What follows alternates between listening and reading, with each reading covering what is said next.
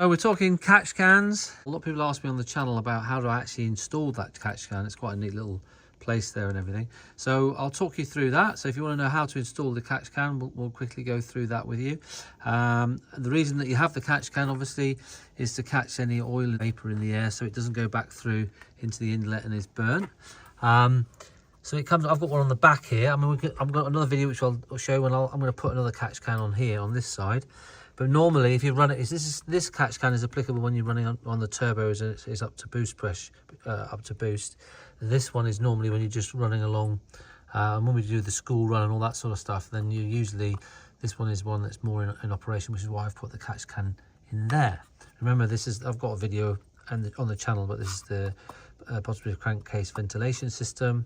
And when you've got a negative pressure in here, it comes out that end. As soon as that goes to positive, i.e. you got your turbo boosts up, then that closes, this one opens, and it goes through here. So then this one you need a catch can on.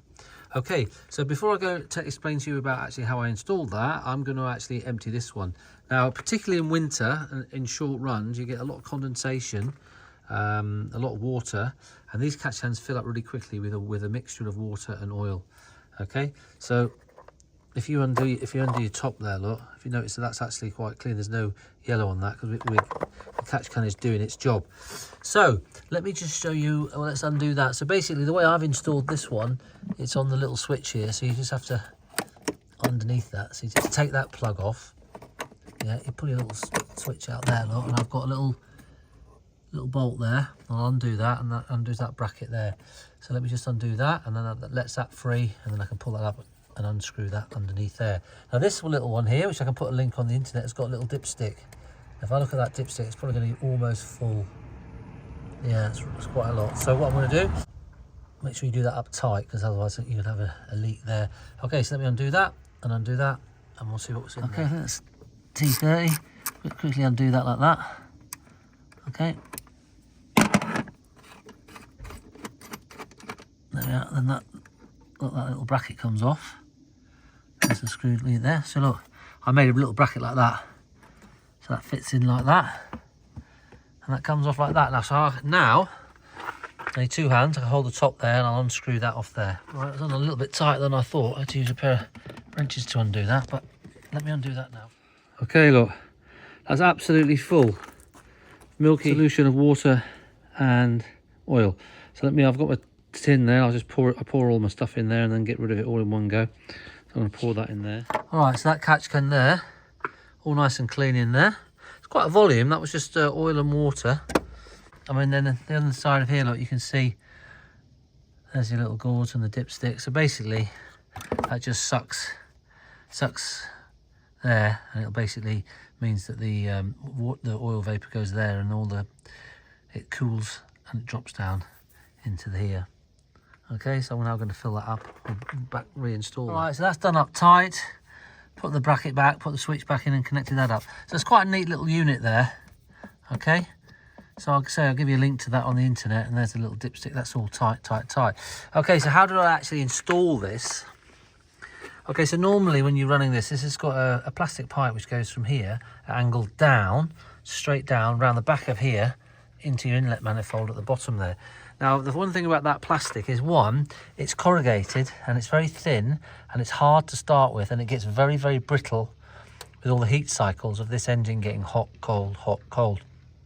And quite often, if you need to move this, or you put a new one of these in, or you delete the sound box thing, just by moving that pipe, it'll crack it, and you won't know it's cracked because it'll look fine, but it'll be cracked, and you'll be getting unmetered air in there. It'll affect all sorts of things, performance and your emissions particularly. Okay, so what I did, see, if you look at these are the original connectors.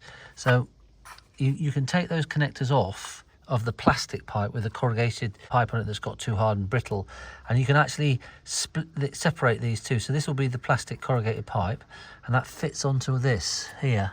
Yeah, and that's obviously that's the original fitting.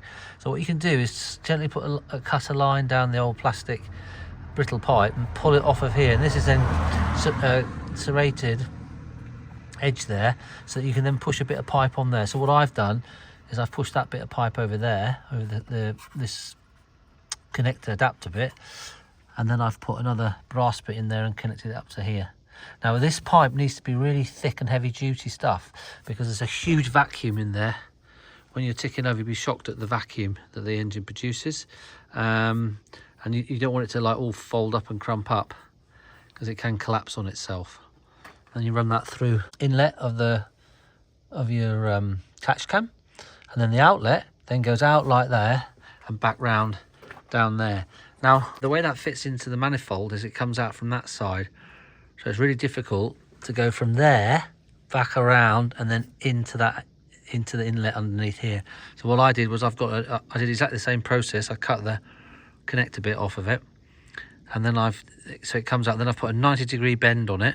I just found some plastic connectors, pipe connectors, and I clamped that on, so you've now got a 90-degree bend. And then I did another one, which basically means that can just go back round in and clip in there nicely. Now I've actually deleted the noise box out of there, so there's a lot more room and space behind it. I'll see if I can. You need to take the filter off, so I'll wait and I'll take the filter off, and then you can actually see exactly what I've done down there. All right. Okay, I've just had to take this off because I'm currently doing a video about the replacing the coolant pipe, the link pipe between the thermostat and pump.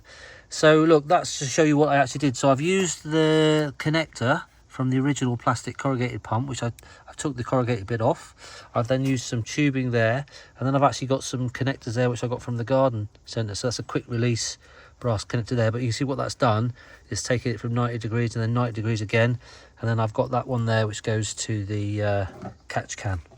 So I've just taken this whole lot off together, the inlet manifold. But anyway, that just shows you the way that I organised it down the bottom there, because you can't get the pipe to come back round there. It's all a bit messy, so you've got to do another 90-degree bend. Before I forget, the bolt, the little screw and everything that holds all that bracket on, that's exactly the original one that was there to start with, that holds that on in the first place.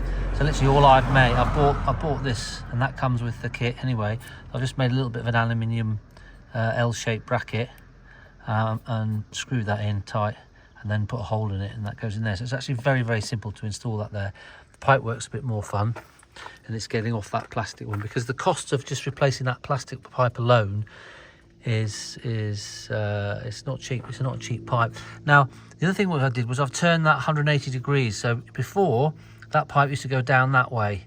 Now this has a lot of vapor, there's a lot of oil that comes out into that pipe, and of course if that's going down, that just goes straight down into your inlet, and that's why you're burning. That's also why you're burning a lot of oil, and you're making your valves at the back of your valves all dirty. So I've then turned it 180 degrees so that at least it's pointing up, which one makes it smarter here, but also then you're not going to get oil. The oil's going to it'll drip back down that way, so you'll use less oil as well. Okay.